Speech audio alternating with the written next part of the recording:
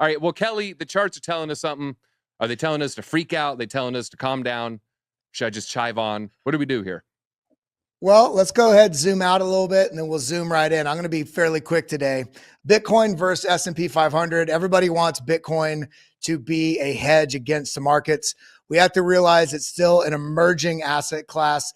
Bitcoin still takes a lot of the lead from what's going on with global liquidity. Of course, we saw a little bit of a liquidity injection, which is this orange line right here, which is a Bitcoin price pumping up, following right after the BlackRock ETF announcement. Why was that important? Even if you don't care about BlackRock, even if you think they're evil, in the reality of the situation, global markets, BlackRock is the largest amount of assets under management. So it was like a huge stamp of approval for a lot of people that were either on the fence or basically just, following the dogma and the just complete FUD campaign that, JP Morgan, BlackRock, name the financial institution over the last 5 to 7 years that wasn't bad talking crypto. Well, what were they doing? They were preparing to get involved. That's why they were fudding it. They wanted those low prices. And now that they gave that stamp of approval, putting in that ETF application, we see this large liquidity inflow. But what I want you to really pay attention to is the correlation between this blue line and the orange line. The blue line being the SPX, which is basically the S&P 500, and the orange line being Bitcoin. If we just not look at the volatility, but look at the general trend, this is very similar in aspect to what the two different asset indexes are doing, being S&P 500 and then, of course, Bitcoin not being an index, but being an asset. Now, we do see a bit of a pullback on the S&P 500 right here. Is this something that's going to follow? Well, I'm not paying attention to the small amount of noise. I'm paying attention to the general trend. And as it looks right now, S&P 500 has broken above this previous high and is only currently pulling back to this. Why do I care about that when I'm talking about Bitcoin? Because if this loses this level, it's probably a strong argument to be made that S&P 500 and the traditional assets will also start seeing a larger pullback, which could basically give us an indication of where the risk narrative is in market. So we need to pay attention to that. Now, jumping in right over here to the total two, which is the entire crypto marketplace other than Bitcoin. Yes, we had a strong push up here, but as soon as we got rejected at this previous high, we didn't even make it up to it. We've just been hugging this previous resistance. We've just been hugging this on the way down and not even on one stance here have not been able to make it past a previous high. And so this is looking very weak on the entire altcoin market cap. So pay attention to that.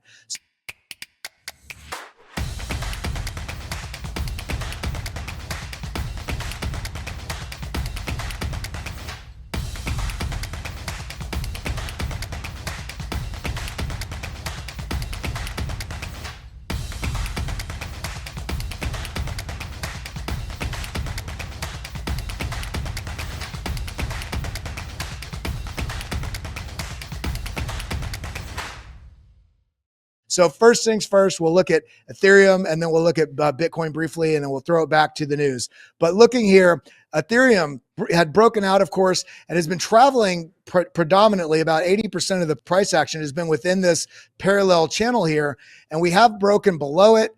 We did break back inside of it, yes, but we have since lost this line again. Is this an indication that Ethereum may be coming down to a lower low? It's hard to say right now because we do know that starting July 1st, Celsius is having a lot of altcoins that they're going to be liquidating and moving into Bitcoin and Ethereum. So I want to pay attention to this. If we really want to take a look at this more specifically, Option F on Mac or Alt F on PC gives you the fib. I'd like this to hold above this 382.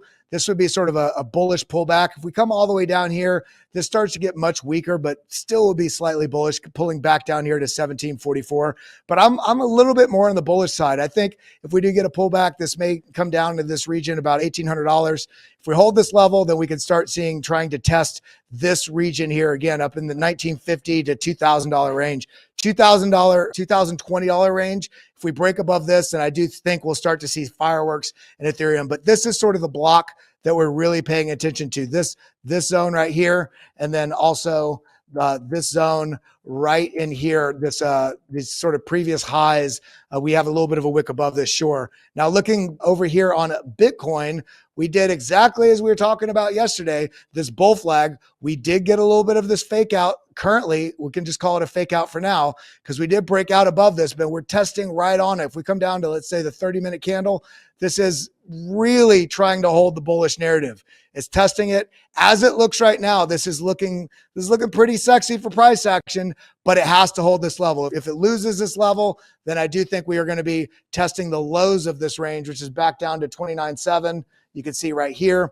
And if we lose that, then I do think we're going to be testing back down into the 28s. So that's what I'm seeing on Bitcoin. We are seeing the money flow coming out on this. Stochastics are trying to reset, but they are angled down.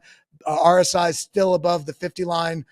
This is on the 4 hour. So let me actually go to there we go. Yeah. So this holding above the 50 line on the RSI. If we not only lose this level and lose the 50 line, then I'm thinking that we are going to see maybe a little bit more of a correction, but I am leaning bullish in all this.